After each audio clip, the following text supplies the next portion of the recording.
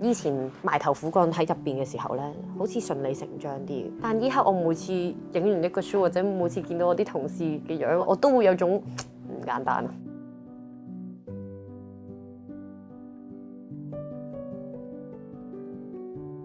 我知道係唔係必然咯，亦都係得到好多嘅幸運，好多嘅機緣巧合。所以你話去到依刻呢個節點，我係覺得係好幸福嘅。通常人哋1月係新章節，咁我呢家好攞緊自己節奏，俾自己休息啦、重整啦、創作啦，需要擺自己多啲時間喺創作度。咁我諗5月就係一個新章節去展現俾大家睇，我嘅世界係一件咩事啦。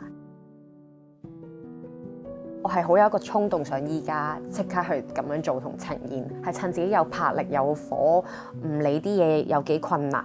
但我有機會做到嘅時候，我好心急去做嘅呢一隻碟。若干年後我聽嘅時候，我都仲會津津樂道，知道自己當初有幾辛苦、幾排除萬難、幾唔理別人目光，但係我 proud of 我自己做咗呢隻碟。我都期待嗰個若干年後去聽翻呢隻碟嘅感覺。